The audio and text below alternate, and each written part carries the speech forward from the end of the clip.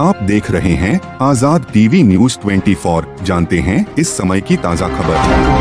नमस्कार दोस्तों, कल हिमाचल प्रदेश में कांग्रेस सरकार का 1 साल पूरा होने का जश्न धर्मशाला में मनाया गया।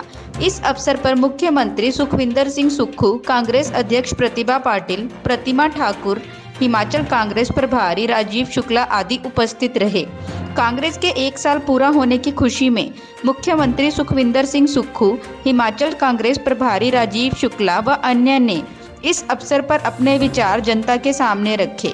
चलिए आप भी सुनिए उनके विचारों को हमारे साथ और देखिए जश्न की कुछ झलकियां। मैं जानता हूं कि ये जो हमारा कार्यक्रम है ये ऐसे समय आयोजित किया जा रहा है जब प्रदेश में आपदा आई, और मैं एक बात और स्पष्ट कर देना चाहता हूं कि आज हम लोग इस कार्यक्रम के माध्यम से कुछ चीजें आपके सामने लाना चाहते हैं।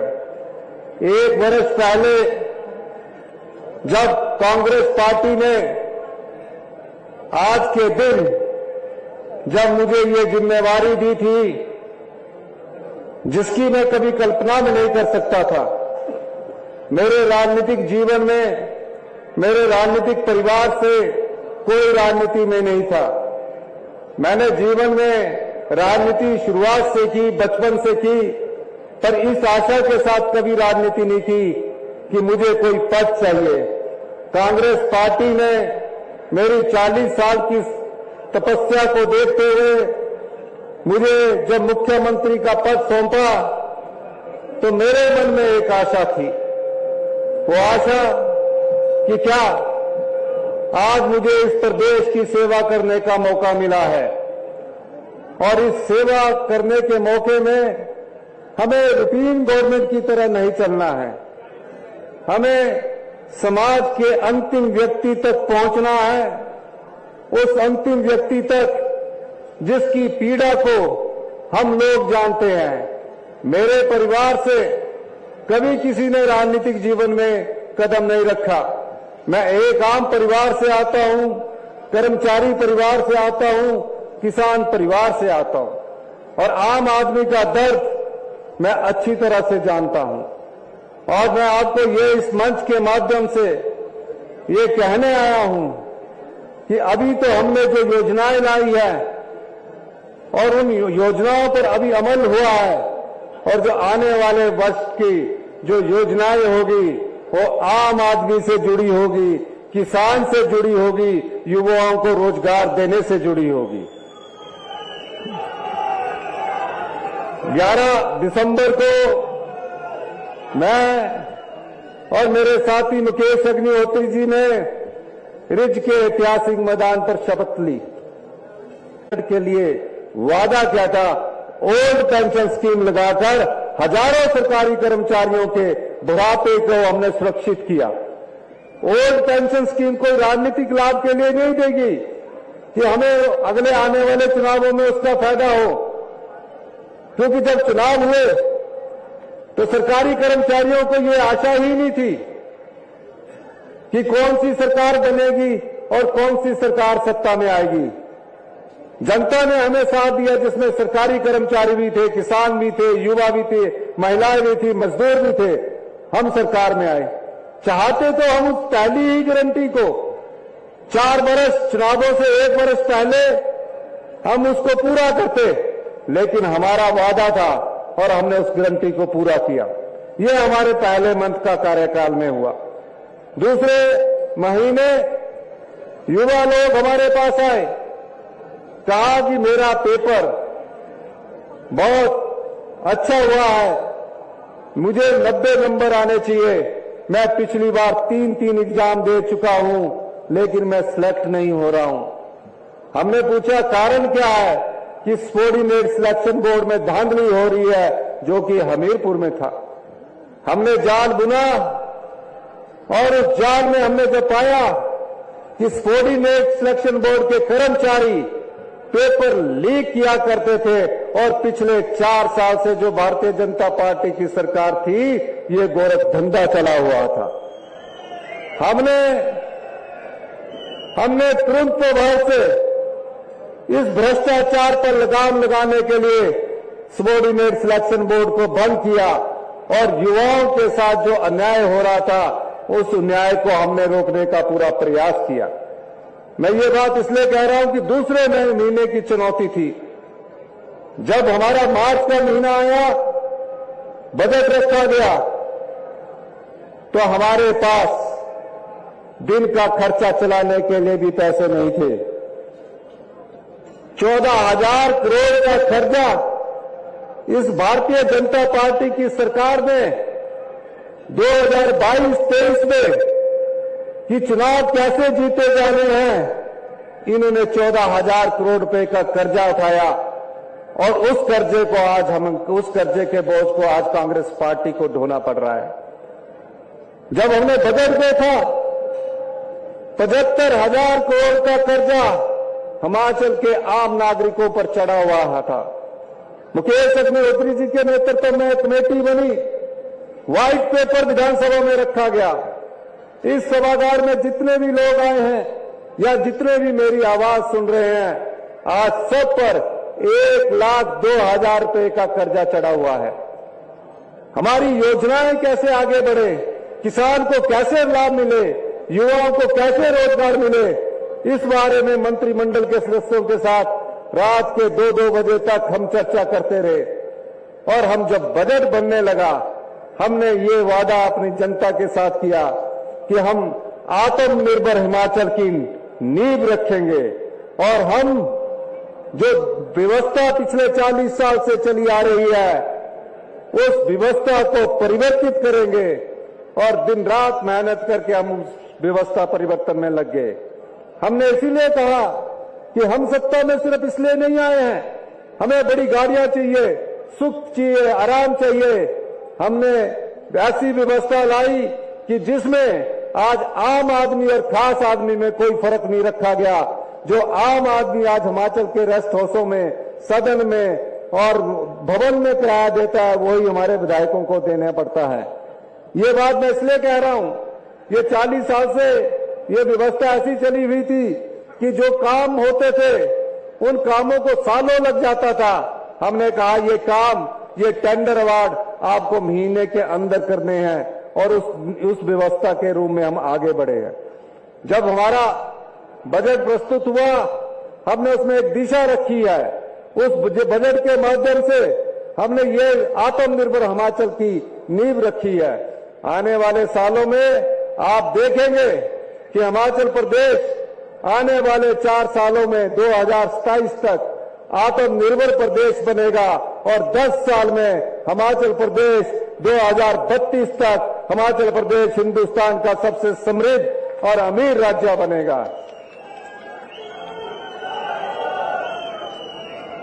ऐसा आलम था, मार्च में शराब के ठेकों की नीलामी होती थी। शराब के ठेकों की नीलामी में 10% बढ़ाकर ठेके दे दिए जाते थे। 1 वर्ष देते, कोई बात नहीं थी, 4 वर्ष तक देते रहे। जब हमने शराब के ठेकों की नीलामी की तो 500 करोड़ रुपया 1 साल में राजस्व आने की उम्मीद हमारी सरकार को उन ठेकों की नीलामी से होने जा रही है। 500 करोड़ रुपया जहां 180 करोड़ रुपया आता था। रघुवीर सिंह बाली जी सब जगहों में इन्होंने विजिट करके अधिकारियों की बैठक रखी। इतिहास की सबसे बड़ी आपदा थी। कई घर उजड़ गए। एक पाई जोड़कर कोई गरीब आदमी, कोई आम आदमी अपना घर बनाता है। 4,000 घर पूर्णतया क्षतिग्रस्त हो गए। 13,000 घर आंशिक रूप से क्षतिग्रस्त हो गए। 50,000 के करीब पशुशालाएं, जो काउ शेड है, पूरी तरह उजड़ गए। हम दिन रात मेहनत करते रहे, भारत सरकार से ये अनुरोध करते रहे कि हमें स्पेशल रिलीफ पैकेज दीजिए। हम बार बार प्रधानमंत्री से भी मिले, गृह मंत्री से भी मिले, लेकिन जब बीजेपी की जो विधायक दल के नेता विधायक है, कहते रहे कि विधानसभा सेशन बुलाइए। हमने कहा हम विधानसभा सेशन जरूर बुलाएंगे, लेकिन थोड़ा इंतजार कीजिए। लेकिन वो बार बार एक ही स्टेटमेंट देते रहे। जब हमने विधानसभा का सेशन बुलाया हमने उनके प्रस्ताव को सरकारी संकल्प मान लिया। आपदा पर बहस हुई, 3 दिन तक बहस चली, हम पर आरोप लगते रहे। और जब आपदा प्रभावित परिवारों के लिए उस संकल्प में वोट देने की बात आई तो भारतीय जनता पार्टी का पूरा विधायक दल उस विधानसभागार में चुप होकर बैठा रहा, मूक होकर बैठा रहा। वो प्रभावित परिवारों के साथ खड़े नहीं हुए।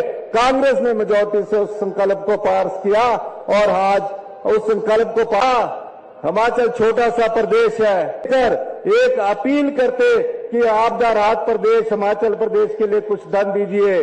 प्रधानमंत्री से मिलते, कहीं उनका फोटो नहीं दिया, लेकिन उन्होंने इस आपदा में हिमाचल के लोगों के साथ खड़े नहीं हुए।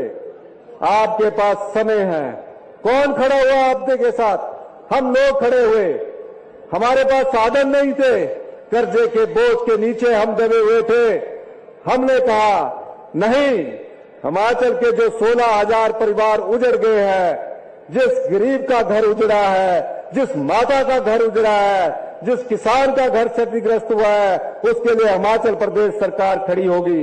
हिमाचल प्रदेश मंत्रिमंडल की बैठक हुई, हमने 45,000 करोड़ रुपए का आपदा राहत पैकेज आप लोगों के लिए दिया। कानून मिला, कानून पढ़ाया गया कि अब केंद्र के कानून के हिसाब से पूर्णतः क्षतिग्रस्त मकान मिलेगा और आंशिक रूप से क्षतिग्रस्त मकान को सिर्फ 5,000 रुपया मिलेगा। बदल दिया और 1.5 लाख की जगह 7 लाख रुपया प्रति परिवार हमने देने की घोषणा की। इसके साथ ही हमने पानी का कनेक्शन मुफ्त देने की बात की, बिजली का कनेक्शन मुफ्त देने की बात की और 280 रुपये प्रति बोरी के हिसाब से सीमेंट देने की बात कही। यही नहीं, हिंदुस्तान में कभी ऐसा नहीं हुआ होगा, कोई एक ऐसा उदाहरण नहीं मिला होगा। जब आपदा आई, हमने बोला कि आपदा प्रभावित जो परिवार अपने गांव में रहना चाहता है उसे 5,000 रुपया गांव में रहने के लिए मकान का किराया मिलेगा, शहर में रहने के लिए 10,000 रुपया किराया मिलेगा और 31 मार्च 2024 तक गैस का सिलेंडर और मुफ्त अनाज हमारी सरकार ने इसको देने का प्रावधान किया। ये संवेदनशील सरकार है, ये आपकी भावनाओं की कदर करना जानती है। लेकिन भारतीय जनता पार्टी के लोग आज तक यही नहीं आपदा में एक पैसा पर पूछते हैं। आए दिन गारंटियों की बात करते हैं, हम तो गारंटियों से भी आगे बढ़कर आपके लिए सोचते हैं। 1 साल में हमने 3 गारंटियां पूरी की है। पहली गारंटी ओपीएस की पूरी की। जब हमने शिक्षा का स्तर गिरता हुआ देखा, हमने कहा था हर एक विधानसभा में 4 इंग्लिश मीडियम स्कूल बनाएंगे। हमने उसमें भी व्यवस्था परिवर्तन किया। अगले एकेडमिक सेशन से हिमाचल प्रदेश के जितने भी स्कूल हैं उसमें इंग्लिश मीडियम को लागू कर दिया जाएगा। तीसरी गारंटी थी हमारी 680 करोड़ रुपए की स्टार्टअप योजना। क्या है ये? हमने कहा पहली स्टार्टअप योजना के तहत जो ई टैक्सी वाले हैं, अगर वो ई टैक्सी लेंगे तो उनको हम 50% अनुदान देंगे, यानी 10 लाख की गाड़ी में 5 लाख रुपया हम अनुदान के रूप में देंगे। अभी इंतजार करिए, अभी इसमें और पैकेज आने वाला है। आज इस मंच के माध्यम से मैं लाहौल स्पीति में, ये पूरे जिले में 18 साल से ऊपर की सभी महिलाओं को प्रथम चरण में 1,500 रुपए देने की घोषणा करता हूं।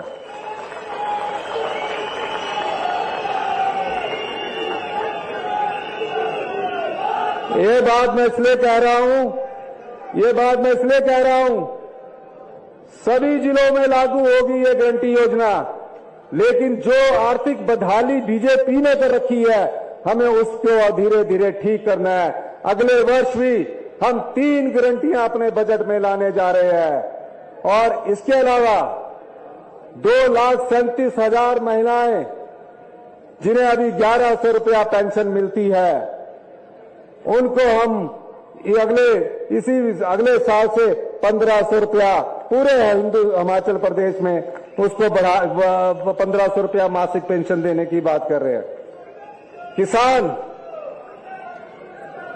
एक बात मैं और कहना चाहता हूं, एक बात मैं और कहना चाहता हूं, गारंटी के अलावा हमने अनाथ बच्चों के लिए एक योजना लाई, मुख्यमंत्री सुखाश्रय योजना। हिंदुस्तान में पहला कानून बनाकर उन बच्चों को हमने एक आश्रय दिया है जिन बच्चों ने अपनी माता को खो दिया, अपने पिता को खो दिया। उन्हें चिल्ड्रन ऑफ द स्टेट का दर्जा हमारी सरकार ने इस वित्तीय वर्ष में दिया है और उनको लाभ भी मिलना शुरू हो गया। इसी के साथ जितनी विधवा महिलाएं हैं 18 से 60 साल के बीच में, उनके बच्चे जो स्कूली एजुकेशन और कॉलेज की एजुकेशन पढ़ना चाहते हैं, अगले वित्तीय वर्ष से वो चाहे डॉक्टर बने, वो चाहे इंजीनियर बने, वो चाहे आईआईटी में जाए, वो चाहे आईआईएम में जाए, उन सभी विधवा माताओं के बच्चों की सुरक्षा और पढ़ाई का खर्चा हिमाचल प्रदेश सरकार उठाएगी। इसे अगले साल से सरकार उठाएगी। इसके अलावा अगले साल के बजट में हम किसानों के लिए जो दूध उत्पादक है और जो गोबर की बात कर रहे हैं कि 2 रुपए किलो गोबर, किसान की समृद्धि कैसे हो, किसान कैसे दुग्ध उत्पादक से प्राकृतिक खेती की तरफ जाए, हमारी सरकार आने वाले बजट में उसका भी प्रावधान करने जा रही है। लेकिन आज मैं देखता हूं जो दूध पालक है उनसे सरकार 31 रुपए प्रति लीटर के हिसाब से दूध खरीदती है।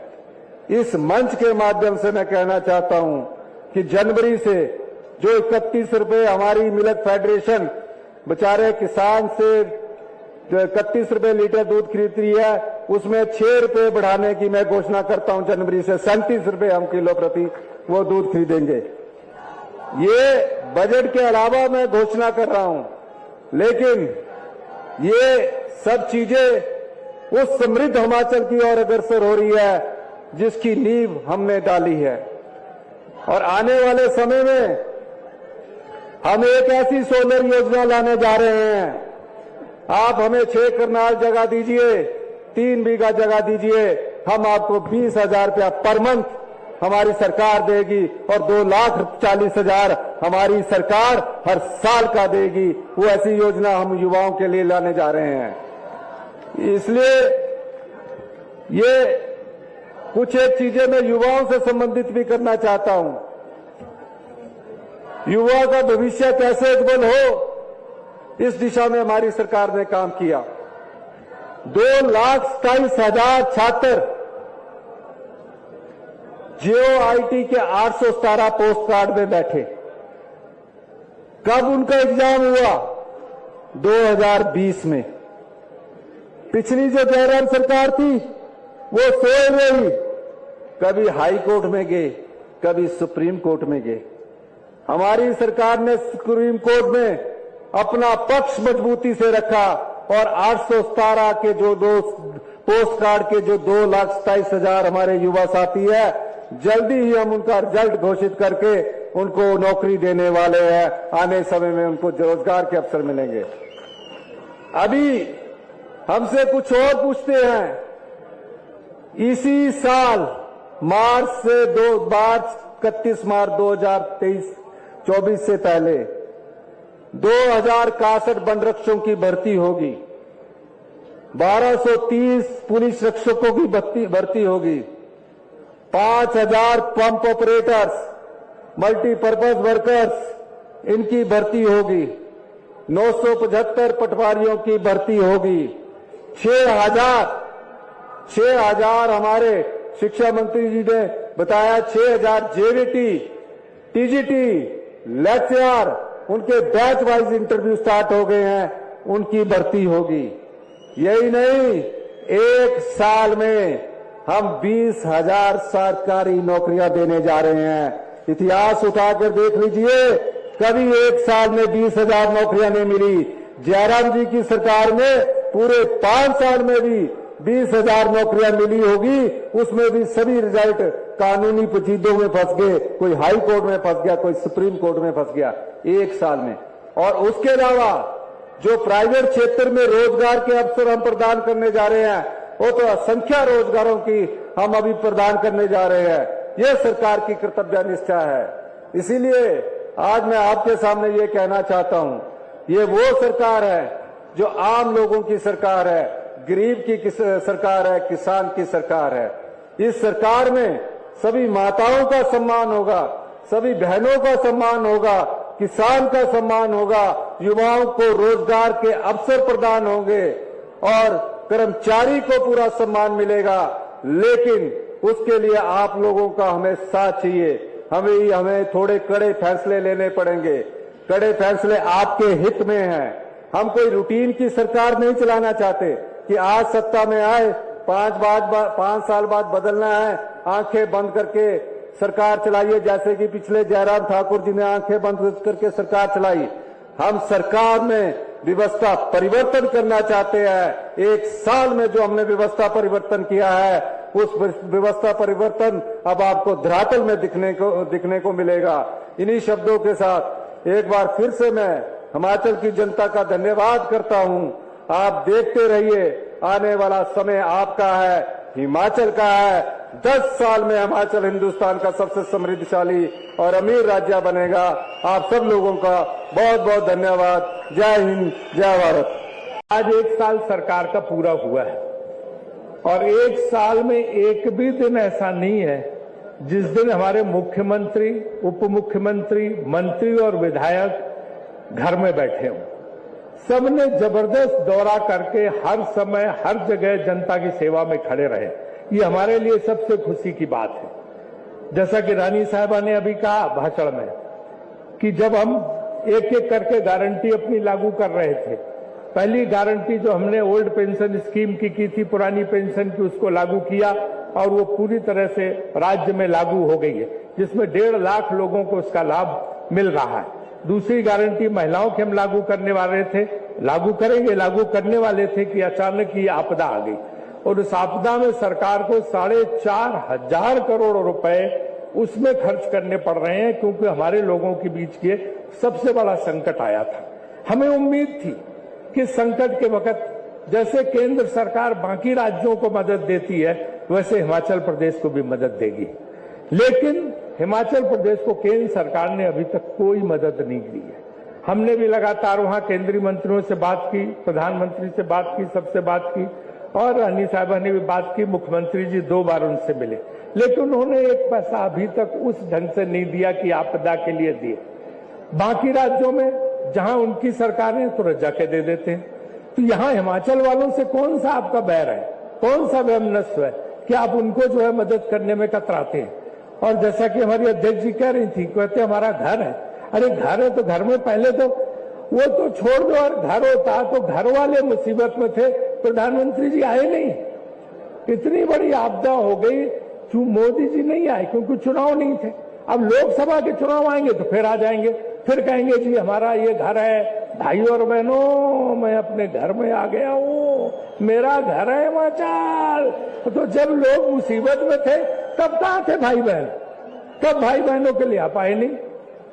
हमारे रात भर मुख्यमंत्री जागे हैं, रात भर हमारे मंत्री और विधायक और चीफ पार्लियामेंट्री सेक्रेटरी पानी में, पूरी उस ठंड में लोगों के बीच में बुलडोजर लेके कैसे कैसे जाके लोगों को निकाला है। हमने कहां से सोए नहीं लोग, 3-3 रात तक, 4-4 रात तक लोगों की मदद करने के लिए। लेकिन एक व्यक्ति भी हमें भारत सरकार से, प्रधानमंत्री जी वगैरह कोई नहीं दिखे जो यहाँ के लोगों की मदद में आए। तो अगर कोई दुख में आपके नहीं खड़ा होता है तो कभी आपके साथ नहीं खड़ा हो सकता। ये बात आप जान लीजिए कि जहां चुनाव आते हैं वहीं वो जाते हैं, जहां चुनाव वहां फिर वहां की बातें करेंगे। वैसे एक टोपी लगा लेंगे, वैसे एक साल डाल लेंगे और फिर कहेंगे मैं तो यहाँ का हूं। फिर वो अगले राज्य में चुनाव तो वहां की टोपी लगा लेंगे, वहां का साल डाल लेंगे, वहां के कपड़े पहन लेंगे और कहेंगे हम, ये हमारा घर है। तो इतने घर हो गए हैं, जहां जहां चुनाव है वहीं वहीं घर है उनका। तो हमारी इस मंच से केंद्र सरकार से अपील है, प्रधानमंत्री जी से अपील है कि ये देव धरती है, ये देव भूमि है, यहाँ किए गए वादों से मुकरो मत। यहाँ आपने जो कहा, अगर यहाँ के लोग घर का माना है तो उनकी मदद आप करिए। 12,000 करोड़ का की मांग हमने रखी है केंद्र सरकार से। जो राज्य सरकार के पास है, राज्य सरकार खर्च कर रही है 4,500 करोड़, और 12,000 करोड़ केंद्र को देना है। अभी तक 12 रुपए भी नहीं दिए उन्होंने, और अपने राज्य उत्तराखंड बगल में उनका, वहां तुरंत दे दिए। तो ये जो है, मैं इस मंच के माध्यम से भारत सरकार से अपील करना चाहता हूं, प्रधानमंत्री से अपील करना चाहता हूं कि तत्काल जो है हिमाचल प्रदेश की मदद करें। जो हमारा बनता है, जो हमारा जायज है, जो राज्य सरकार को होता है, वो भी हमें अभी तक प्राप्त नहीं हुआ है, इसलिए वो पैसा हमें दिया जाए। ओपीएस हमने लागू कर दिया है। इसके अलावा हमने युवाओं को वादा किया था कि हम 680 करोड़ उनको देंगे हर कॉन्स्टिट्यूंसी के लिए, जो है हम 68 कॉन्स्टिट्यूंसी के हिसाब से देंगे, और वो हमने 680 करोड़ का प्रावधान करके राजीव गांधी योजना के तहत उसको आप लोगों का युवाओं के लिए देना शुरू कर दिया है। ऐसे और अधिक दृश्य देखने के लिए बने रहिए हमारे साथ आजाद टीवी न्यूज़ 24 पर।